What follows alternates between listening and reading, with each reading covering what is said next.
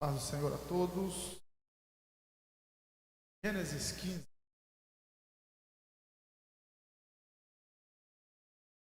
Glória a Deus. Bom, vir aqui com a Deus. Obrigado, amigo pastor Ezequiel.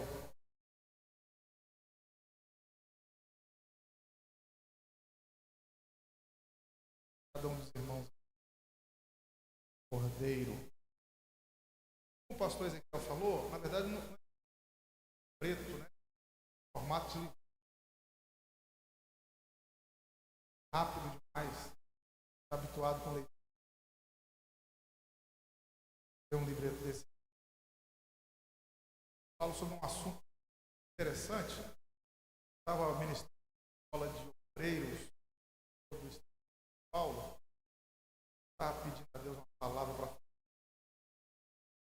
para isso. Deu uma palavra a partir do verso 14 a 17.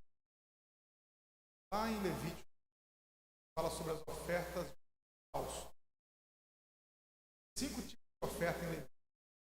As ofertas de holocausto eram aquelas que eu fiz toda ela. Colocava seu animal no altar e o fogo, todo o animal, suave daquela. Quando Deus está falando com Moisés e Arão, os animais que ele aceitaria no altar como oferta, fala que as únicas aves que estaria no altar, se fossem aves,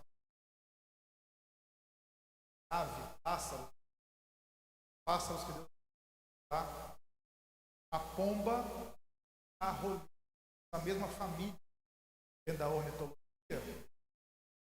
das coloniais, a mesma.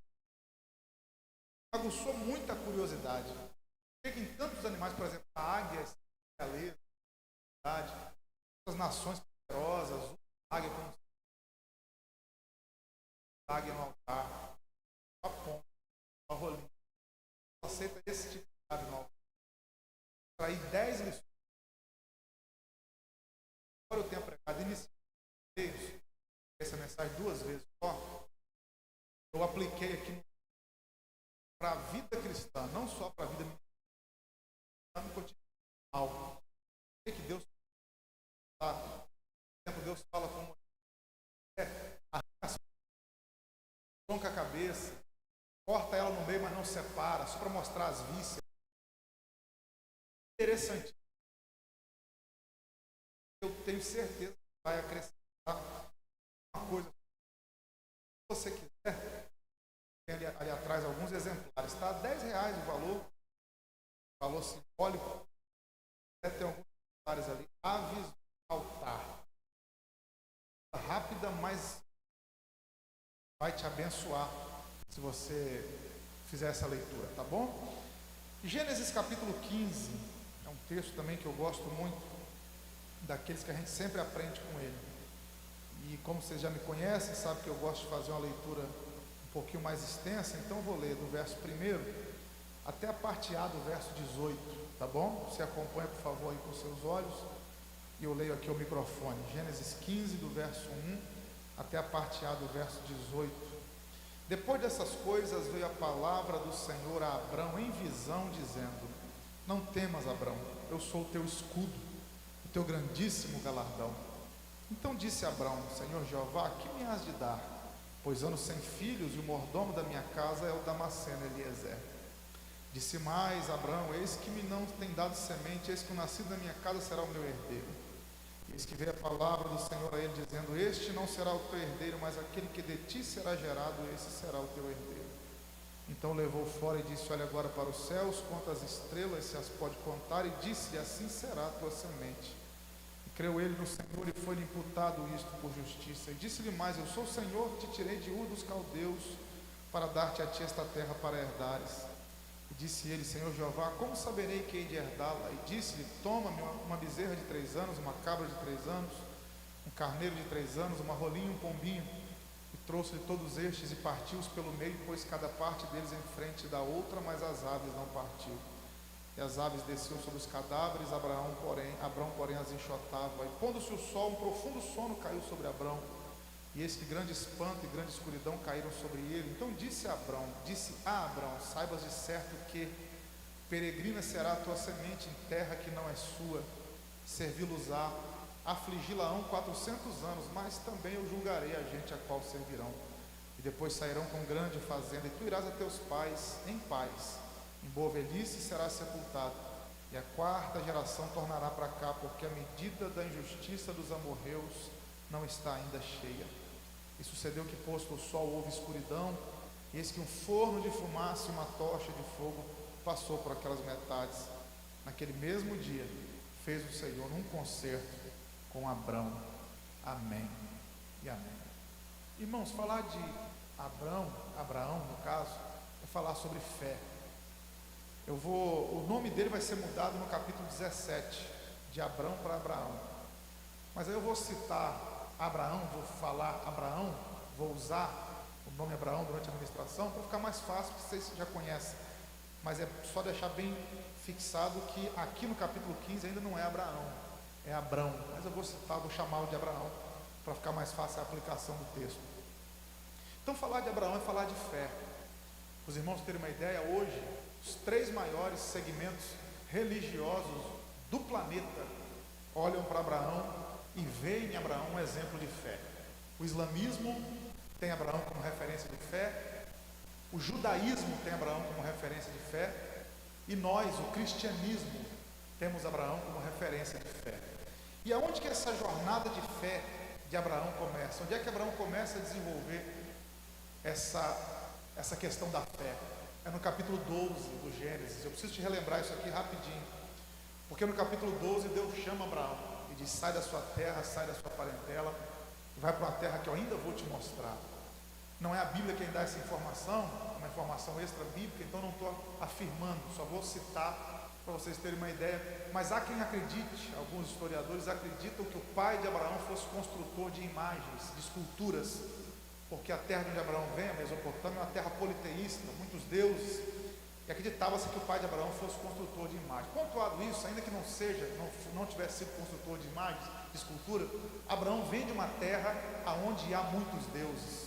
Por isso, Abraão sai do meio da idolatria. E o interessante é que durante sua vida inteira, Abraão viu deuses que ele não ouviu, até um dia que ele ouviu um Deus que ele não viu. E a voz desse Deus que ele não viu sacudiu a estrutura da alma dele. E o que esse Deus diz a Abraão? Sai da sua terra, sai da sua parentela e vai para a terra que eu vou te mostrar. E aí, usando alguns termos atuais, para nós termos ideia da dificuldade, né? Abraão sai sem GPS, sem Google Maps, sem Waze, sem nada, confiando na voz daquele Deus que ele não viu, como diz aquela canção que nós gostamos de cantar, um pouco mais antiga, né? Um Deus invisível, mas real. E uma coisa interessante demais a pontuar, aguça o ouvido para isso aqui, é o tempo que Deus chama Abraão. Se você olhar Gênesis 12, verso 4, eu te recomendo que faça isso depois, Abraão tem 75 anos de idade quando Deus o chamou. Num tempo que talvez muitos de nós estivéssemos pensando em parar, foi quando Abraão iniciou a jornada de fé dele. O que eu aprendo aqui é que nunca é tarde para começar a viver algo novo em Deus. Quando a gente pensa que já experimentou de tudo, Deus sempre tem um desafio novo para nós. E outra coisa que me deixa muito pensativo, pastor Ezequiel, e o senhor sabe melhor do que eu, é que quando Deus chamou Abraão, Deus fez promessas, Deus garantiu a chamada, porque o Deus que chama também é o Deus que garante. Se Deus te chamou, Deus garantirá o seu chamado. E aí, irmãos, olha isso aqui, Deus faz 7 promessas a Abraão quando Abraão atende o chamado. Olha isso aí, Gênesis 12, verso 2 e 3, preste atenção, 7 promessas por um chamado, olha isso aqui. No verso 1 Deus chama, sai da sua terra e vai para a terra que eu te mostrarei. Gênesis 12, verso 2 e 3, ó. Far-te-ei uma grande nação, primeira promessa. Abençoar-te-ei, segunda. Engrandecerei o teu nome, terceira. Tu serás uma bênção, quarta. Abençoarei os que te abençoarem, quinta. Amaldiçoarei os que te amaldiçoarem, sexta. Em ti serão benditas todas as famílias da terra, sétima. 7 promessas por um chamado. E sabe o que é lindo disso aqui? É que Deus não fez promessa para depois chamar. Primeiro Deus chamou e fez promessa. Porque Deus não tem chamado para quem tem promessa. Deus tem promessa para quem recebe o chamado, para quem ouve o chamado. para quem atende o chamado. Porque se primeiro Deus fizer a promessa e depois chamar, eu venho por causa da promessa. Mas primeiro Deus chama, e quando eu aceito o desafio, a promessa vem a reboque. E Abraão rumou o desconhecido. Abraão saiu do deserto afora, só que Abraão comete um erro. Porque a ordem de Deus para Abraão era: sai do meio da tua parentela. Ele saiu do meio da parentela, mas levou parte da parentela com ele. O filho de seu irmão, Ló, seu sobrinho, ele leva com ele. O irmão de Abraão havia morrido. Talvez Abraão, por falta de filhos, esse senso de paternidade, o fato de querer ser pai, talvez o induziu a pegar Ló, que agora é órfão. Então, já que Ló não tem mais pai e eu não tenho filho, eu vou levar Ló comigo. E sempre que a gente age muito no emocional, alguma coisa dá errado. Tem que ter o equilíbrio entre razão e emoção. E aí Abraão leva Ló com ele no capítulo 13 e vai dar problemas. É importante eu passar por isso aqui, irmão, para você entender alguma coisa no capítulo 15. Aí no capítulo 13, os pastores de Abraão, os pastores de Ló começam a ter problemas, a divergir, eles se separam. Ló ruma para as regiões de Sodoma e Gomorra, para as campinas de Sodoma, na verdade, e Abraão fica na terra que ele está, e essa terra que Deus dará a ele. Só que no capítulo 14, algo inusitado acontece, uma guerra. 4 reis poderosos, eu não vou citar o nome deles porque a pronúncia é difícil e não vai acrescentar nada na aplicação do texto, mas escute isso aqui: 4 reis muito poderosos com seus exércitos lutaram contra 5 reis. Entre esses 5 reis que vão enfrentar esses 4, que são muito poderosos, entre esses 5 reis está o rei de Sodoma, terra de Ló. E esses 4 reis derrotam esses 5 reis e levam cativos os homens da terra aonde Ló está. E Ló também é levado cativo, porque ele estava em Sodoma. E a notícia chega para Abraão: Abraão, seu sobrinho foi levado cativo. E Abraão então junta 318 funcionários da casa dele e vai à guerra contra esses 4 reis que haviam vencido os 5. Os 318 funcionários de Abraão eram empregados da casa dele. Abraão não é homem de guerra. Abraão é homem de tenda, é homem de altares, não é homem de espada. Mas por causa do sobrinho teve que desembanhar a espada e descer a guerra com 318 empregados da casa dele, que também tiveram que aprender a manusear a arma. O que eu aprendo com isso aqui? Que a vida cristã é assim: mais cedo ou mais tarde eu tenho que aprender a entrar na guerra. E Abraão vai com esses 318 para lutar contra 4 reis que venceram 5. E para surpresa de todos, Abraão, com 318 empregados, fez o que 5 reis não fizeram: ganhou daqueles 4. E alguém pergunta: como é que Abraão com 318 vence 4 reis que derrotaram 5? Simples demais: você e Deus é maioria em qualquer ambiente que você tiver. Não era Abraão e os 318, era Deus, Abraão e os 318. Só que tem um código na guerra, ou havia pelo menos naquela época: quando alguém derrotava um exército, o despojo da guerra ficava para o vencedor. E esses exércitos que perderam a guerra, escute isso aqui, passaram por Sodoma, roubaram os tesouros de lá. Então o tesouro que está agora no despojo é tesouro daquela terra que eles haviam saqueado, só que o direito agora é de Abraão.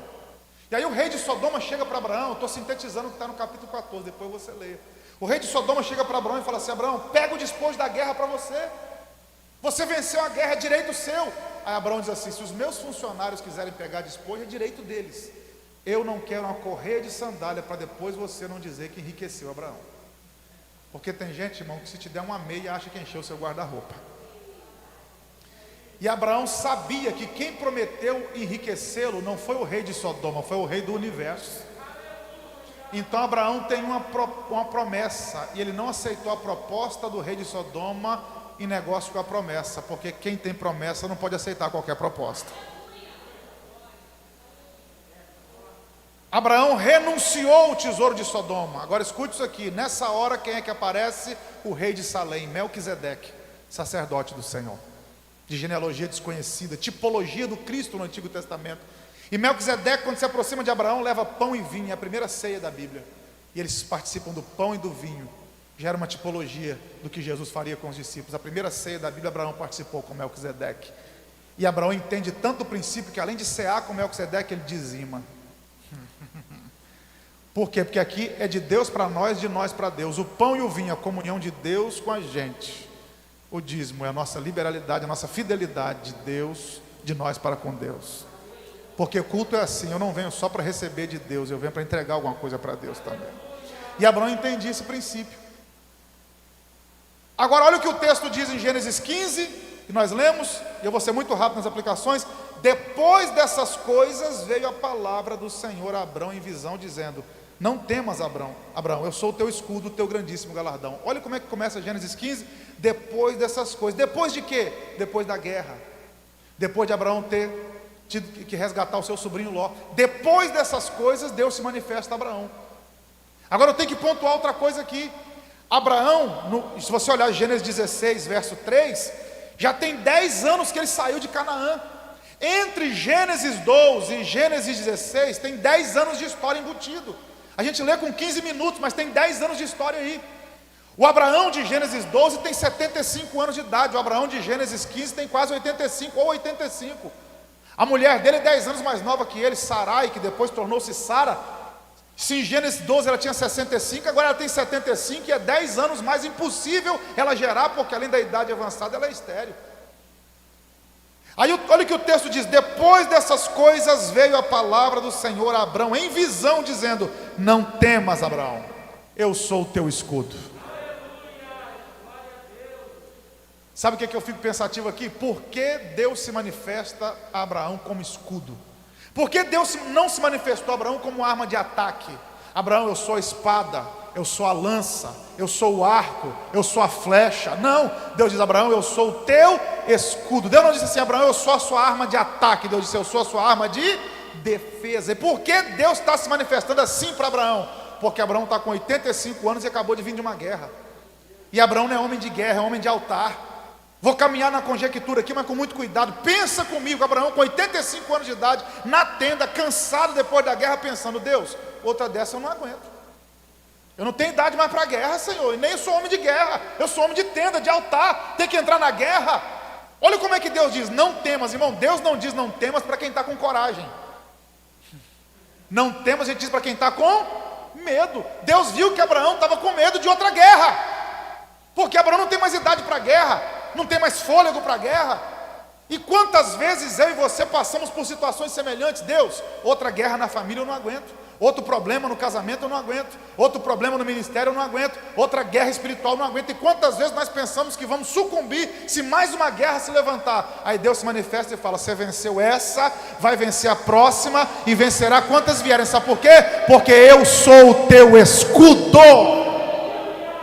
Em outras palavras, eu sou o Deus que te defendo. 1000 cai ao seu lado, 10.000 à sua direita, mas você não vai ser atingido, Abraão. Eu sou o teu escudo, eu te protejo, eu te guardo. E sabe o que é lindo aqui, irmãos? É que o escudo na guerra, o escudo é uma arma de defesa, e escudo na guerra não vai atrás. Os escudeiros nunca vão atrás, sempre vão na frente. Quando Deus diz assim: Abraão, não temas porque eu sou o teu escudo, além de Deus estar dizendo eu sou a sua defesa, Deus está dizendo, além de eu ser a sua defesa, de proteger, eu sou o Deus que vou na tua frente. Eu tenho uma palavra para liberar aqui que eu não sei para quem é, mas talvez haja pessoas aqui, pastor Ezequiel, que tem que tomar decisões essa semana ainda, consultas médicas, causas na justiça, alguma coisa a resolver, e você está receoso e Deus está dizendo: fica tranquilo porque eu sou o Deus que vou na tua frente. Eu sou o teu escudo. Eu quero declarar: Deus já foi na tua frente, preparando algo para você viver de extraordinário. Eu sou o teu escudo, Abraão, eu sou o Deus que vou na tua frente. Só que não para por aí. Olha o que Deus diz: eu sou o teu escudo e o teu grandíssimo galardão. Foi minha mãe que me ensinou com meus 8 anos de idade: meu filho, nada na Bíblia está por acaso. Primeira professora de hermenêutica que eu tive, sem nem saber o que era hermenêutica, nem ela e nem eu, mas ela me ensinou um princípio: tudo na Bíblia para ser explorado, para você pesquisar. Por que Deus se apresenta como uma arma de defesa, uma arma de guerra, de defesa, e como galardão? Parece que é meio incoerente. Eu sou o teu escudo, mas também sou o teu galardão. Por que Deus se manifesta como recompensa, como galardão para Abraão? Porque Deus viu no capítulo 14, quando ele negou a oferta de Sodoma.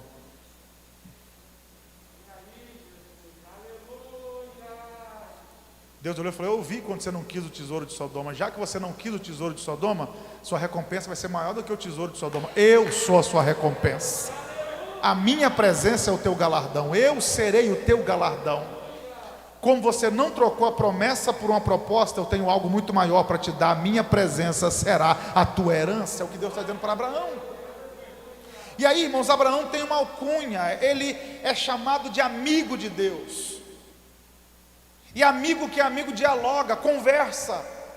Quando Deus se manifestou a Abraão em visão, ele aproveitou a oportunidade, verso 2, então disse Abraão: Senhor Jeová, que me has de dar? Pois ando sem filhos, e o mordomo da minha casa é o Damasceno Eliezer. E disse mais Abraão: eis que não me tens dado semente, eis que o nascido na minha casa será o meu herdeiro. Abraão aproveitou a oportunidade que Deus estava lá, e começou a abrir o coração para Deus, porque ele é amigo de Deus. E Abraão disse: Senhor, o Senhor está dizendo que o Senhor vai ser meu galardão, mas deixa eu só fazer uma pergunta: o que o Senhor vai me dar? Porque eu já estou caminhando há 10 anos aqui no deserto, e a promessa ainda não cumpriu. Porque entre Deus fazer a promessa e cumprir a promessa, irmão, tem uma lacuna chamada tempo, que para nós é complicado demais, mas para Deus não, porque Deus é atemporal, nós não. Abraão vira para Deus e fala: Senhor, já tem 10 anos que a promessa foi feita e eu ainda não tenho filhos. Aí Abraão diz: já sei como é que vai acontecer. O mordomo mais velho da minha casa aqui é o Damasceno Eliezer. Damasceno porque veio de Damasco. Então ele vai gerar um filho, o filho dele vira meu filho, e a promessa cumpre. Por que Abraão está dizendo isso? Porque Abraão vem da Mesopotâmia. Quem estuda história aqui sabe o que eu estou falando. O primeiro código civil que se tem registro vem da Mesopotâmia, do imperador Hammurabi, o código de Hammurabi, imperador caldeu, século 19 a.C., época de Abraão. E estava escrito lá no primeiro código civil que a humanidade conhece: quando um homem não gerava filhos, o filho do empregado mais velho era reconhecido como filho do patrão. Abraão pensou: já que eu não tenho filhos, a lei me permite, Eliezer vai ter um filho, o filho dele vira meu filho, a promessa cumpre. Em outras palavras, Abraão está dando um jeitinho da promessa cumprir.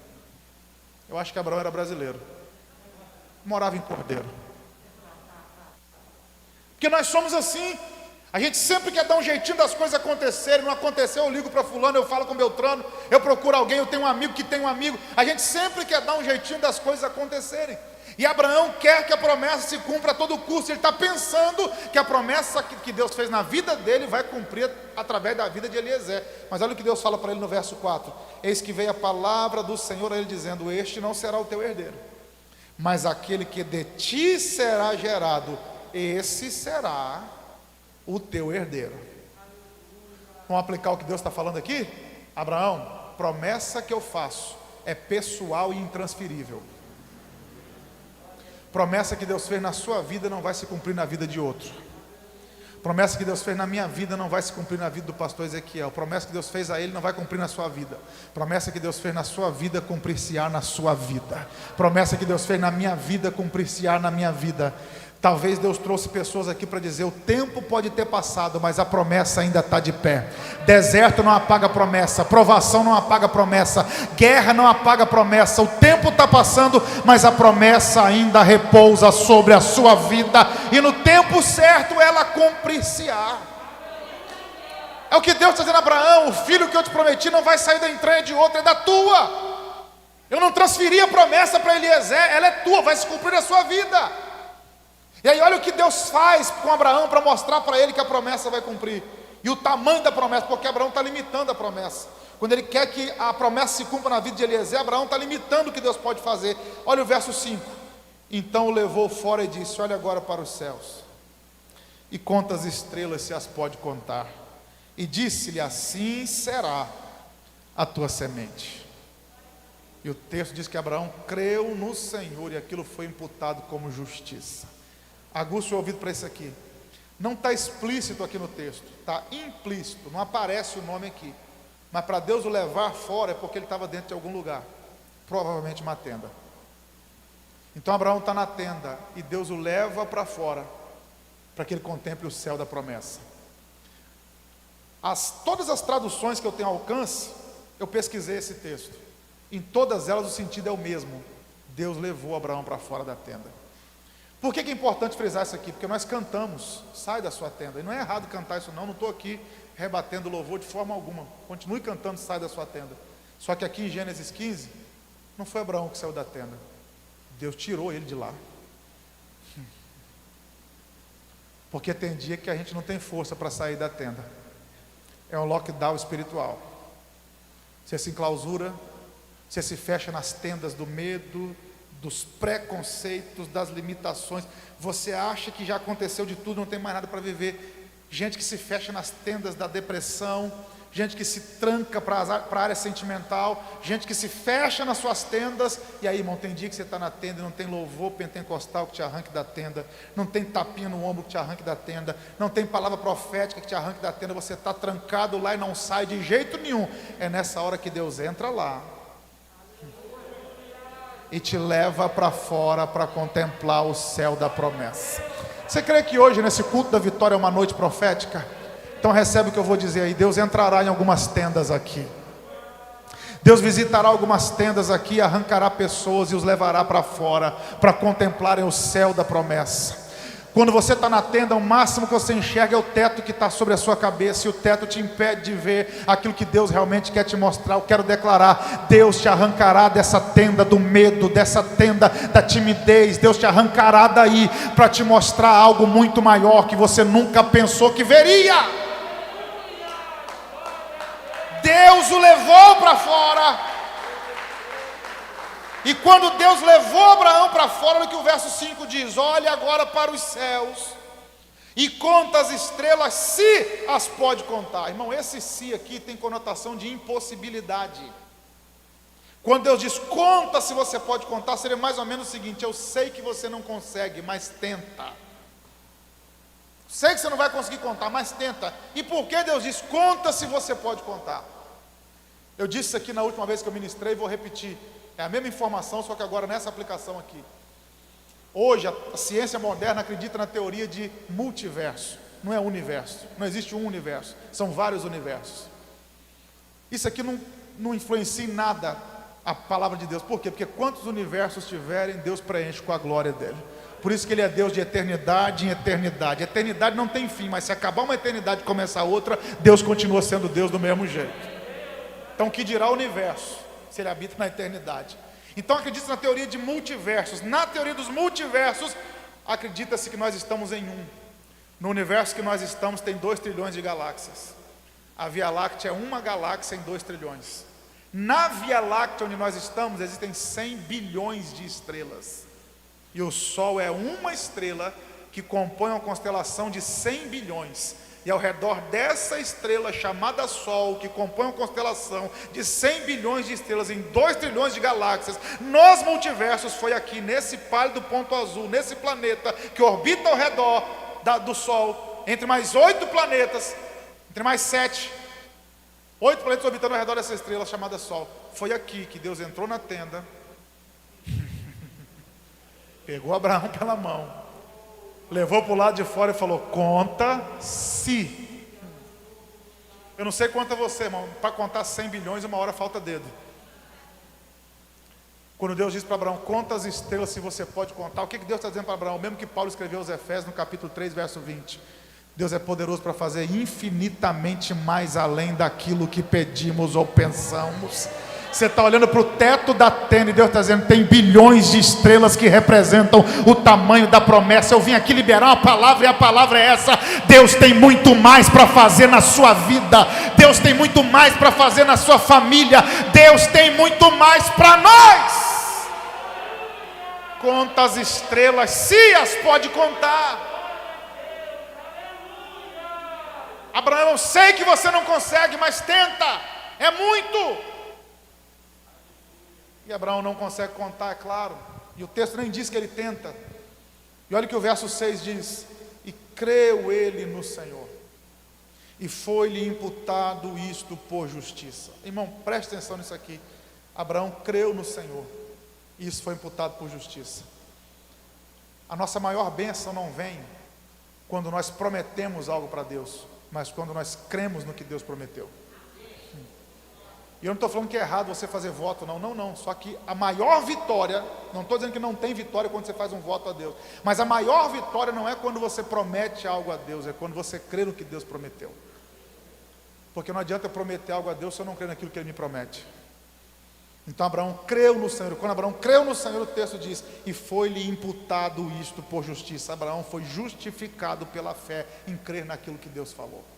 E aí o verso número 7 diz: e disse-lhe mais: eu sou o Senhor, que te tirei de Ur dos caldeus para dar-te a ti esta terra para herdares. Olha que extraordinário. Depois que Deus dá esse choque de realidade em Abraão, esse choque de coisas sobrenaturais em Abraão. No verso 7 Deus diz: eu sou o Senhor que te tirei de Ur dos caldeus. Deus cita a terra de onde Abraão veio. Aguça o ouvido.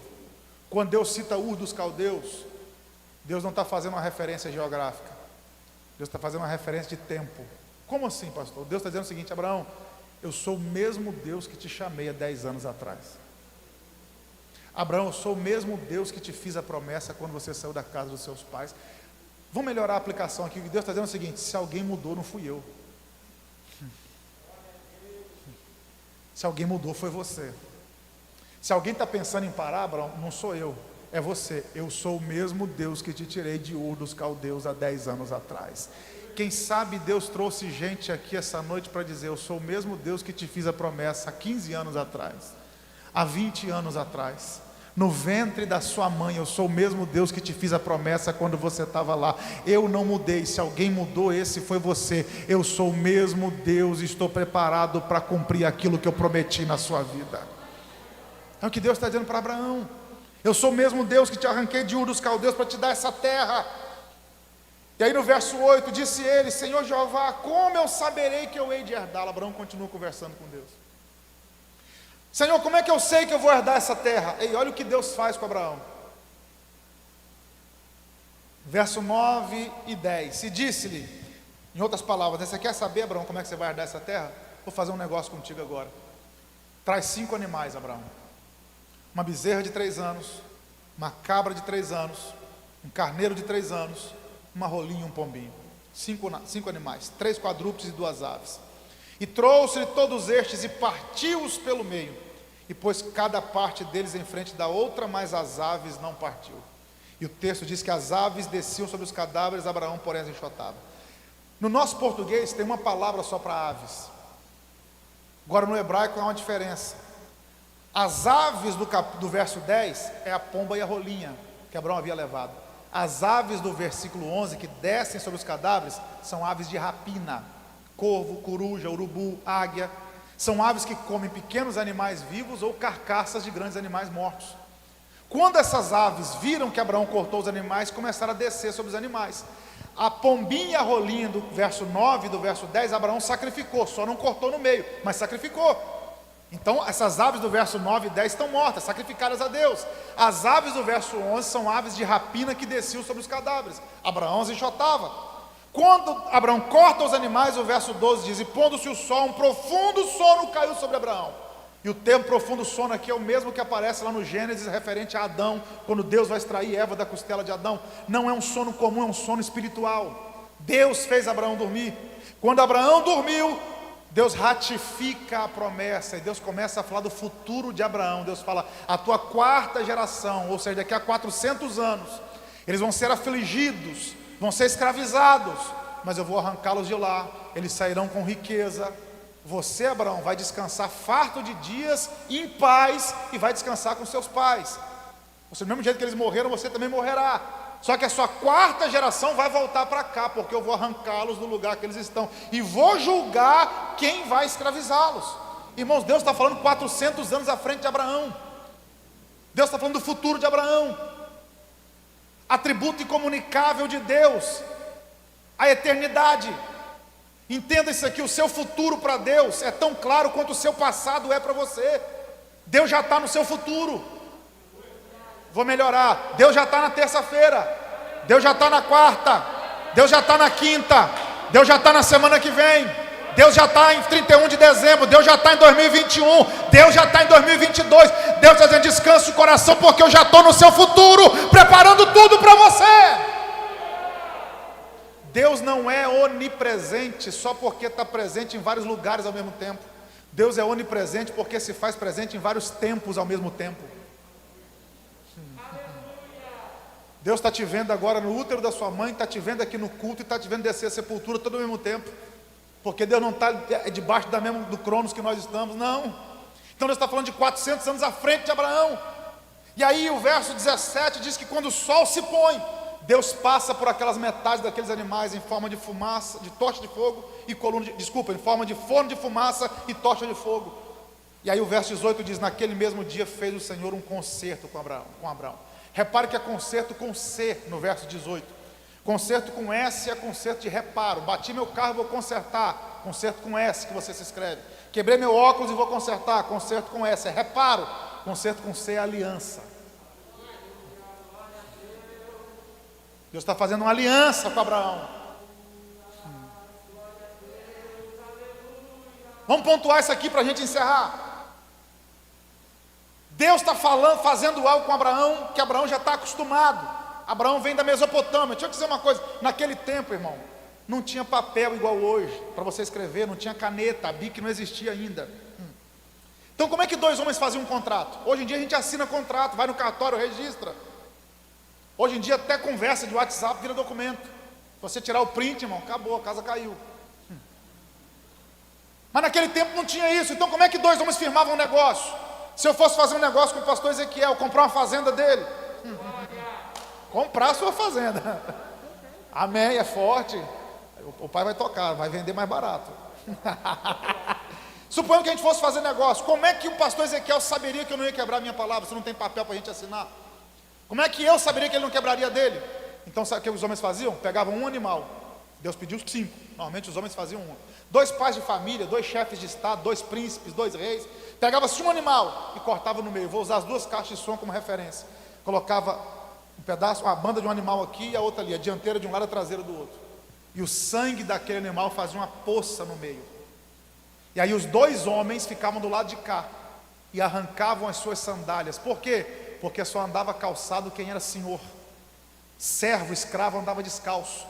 Por isso que em Lucas 15, quando o filho pródigo volta para casa, uma das primeiras ordens do pai, traga uma sandália. Por quê? Porque agora ele voltou a ser senhor.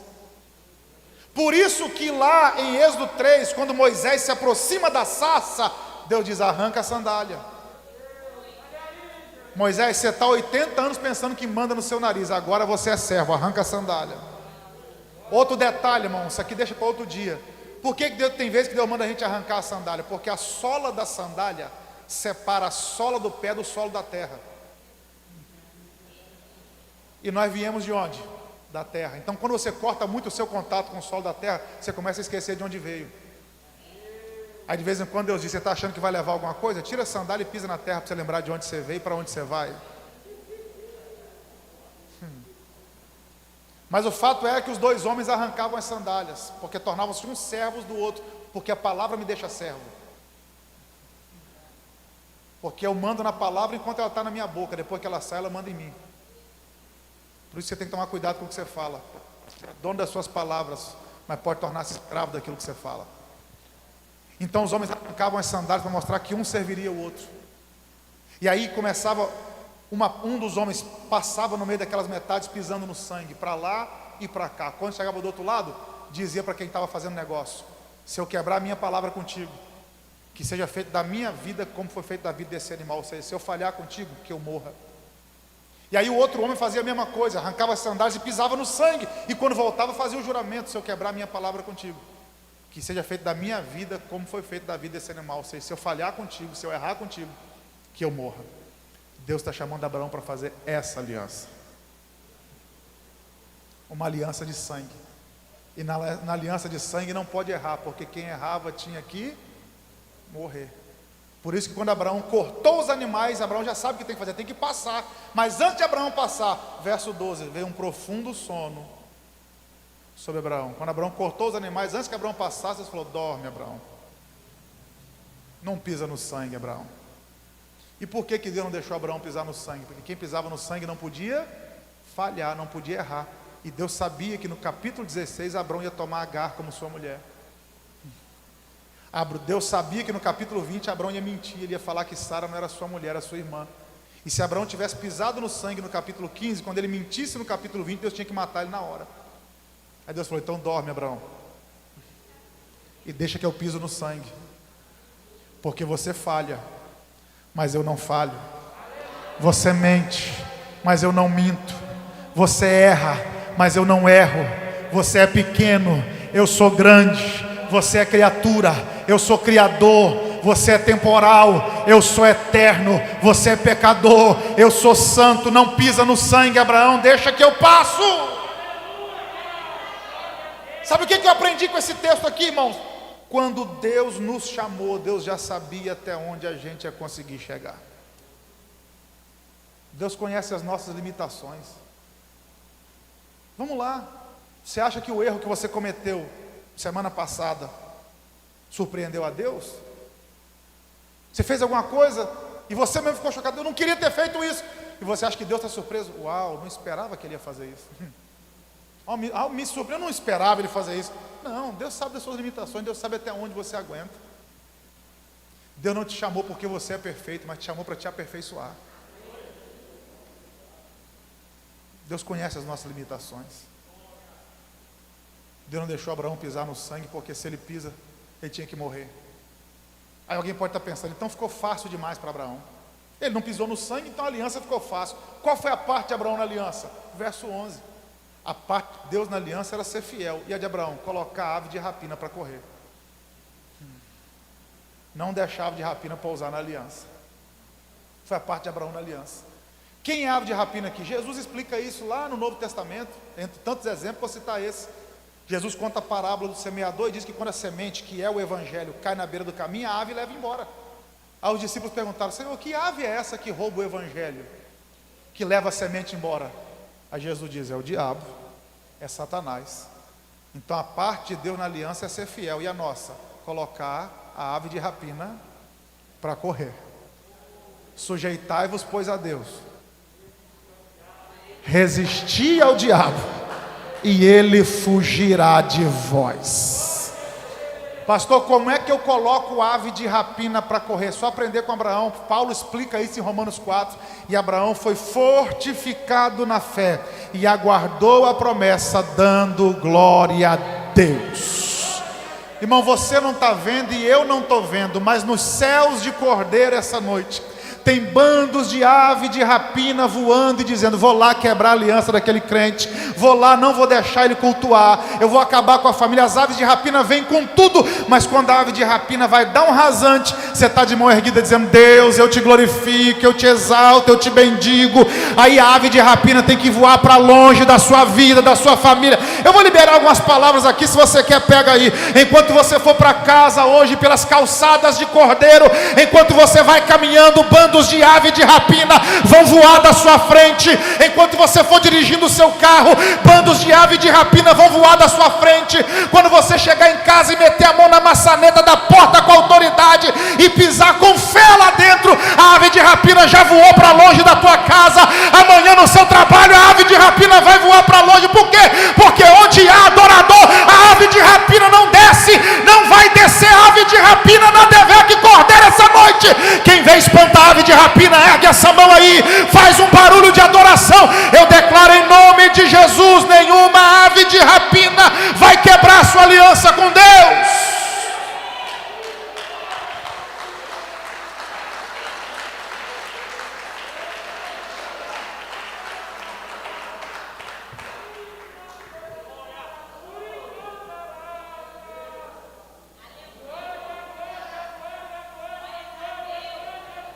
Abraão chotava as aves de rapina.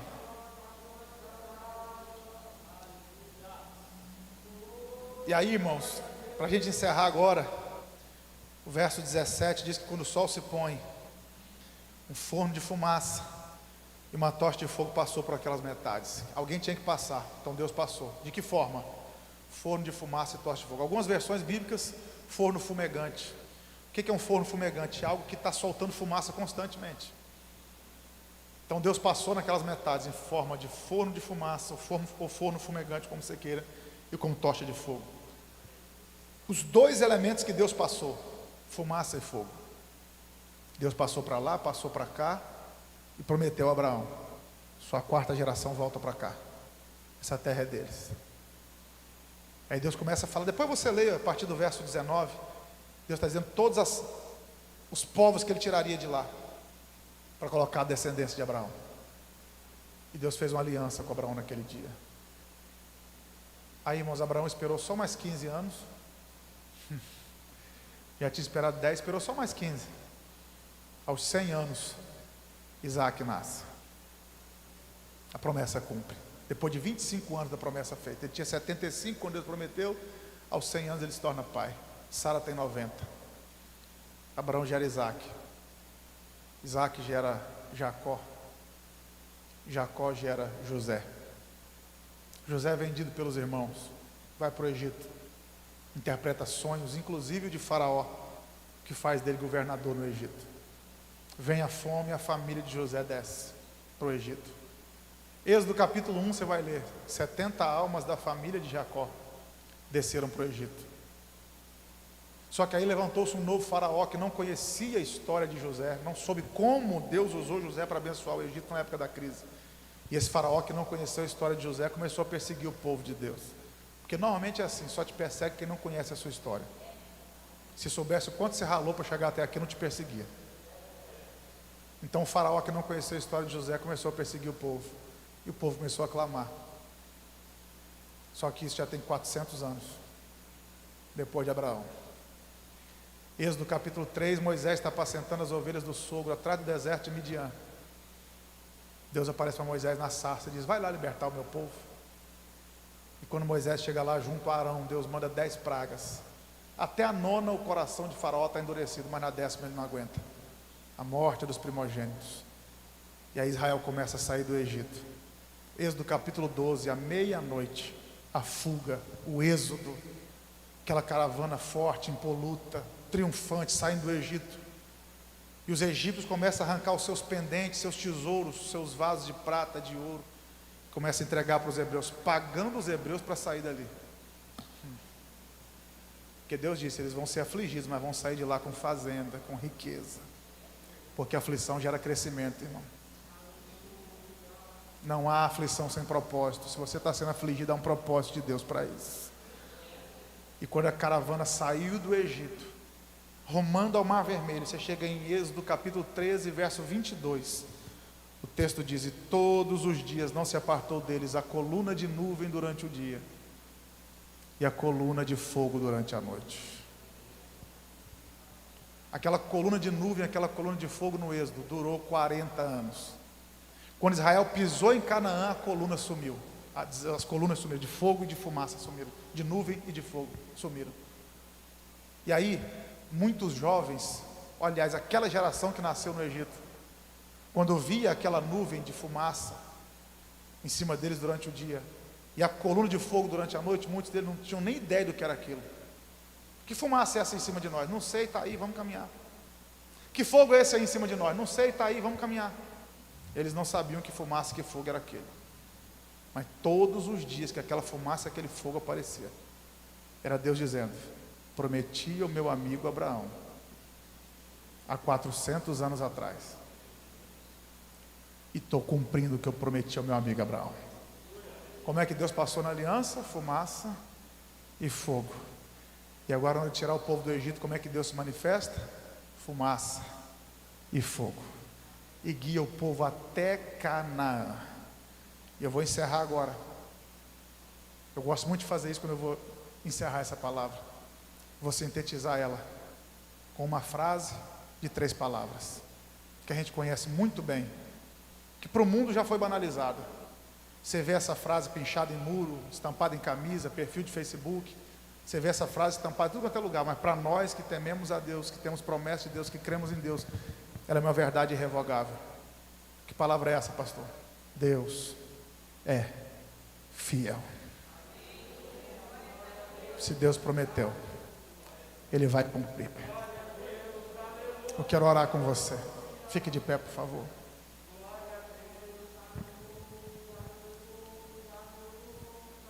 Senhor, nós oramos aqui essa noite e oramos em nome de Jesus. Pai, talvez haja irmãos aqui e irmãs semelhantes a Abraão, vindo de guerras, de embates, de batalhas, uma batalha após a outra. Quantas vezes, Pai, isso cansa tanto a gente que a gente pensa que não vai conseguir vencer a próxima. Mas hoje o Senhor fala ao nosso coração: eu sou o teu escudo. Eu sou o Deus que vou adiante de ti para te dar vitória. Deus, eu quero declarar que haja vitória nessa família, nos sonhos desse homem, dessa mulher, porque tu és fiel, Senhor. Tu és o Deus que promete e que cumpre aquilo que o Senhor prometeu. Deus, eu quero declarar em nome de Jesus Algumas pessoas sairão da tenda aqui essa noite. O Senhor os arrancará da tenda, da clausura, do medo, porque há algo extraordinário que o Senhor quer revelar ao seu filho e à sua filha. Deus, gente, aqui que o tempo vem passando e as coisas não acontecem. Pai, em nome de Jesus, que venha o tempo de promessas se cumprirem. Que venha o tempo de coisas maiores acontecerem na vida do teu filho e da tua filha. Gente aqui que tem promessa referente ao ministério, referente à saúde. Gente aqui que tem promessa referente aos sonhos, aos projetos. E o tempo está passando e parece que as coisas não acontecem. Pai, o ano de 2020 parece que foi um tempo perdido, porque muitas coisas travaram, pararam e parece que não vão acontecer. Mas Tu és o Deus que quando chega o tempo cumpre a promessa. Deus, sinaliza para o Teu filho, sinaliza para a sua filha que a promessa ainda está de pé, que o Senhor é o mesmo ontem, hoje e eternamente. Deus, eu quero declarar em nome de Jesus, vem um tempo de cumprimento de promessas, porque o Senhor é fiel. Tu é a honra, Tu é a glória, Teu é o louvor. Bendito seja o Teu santo e poderoso nome. Nós Te agradecemos, Te louvamos, confiando que Tu és poderoso para cumprir a promessa. Nós oramos em nome de Jesus, que assim seja. Amém e amém. Deus abençoe sua vida, sua casa e a sua família.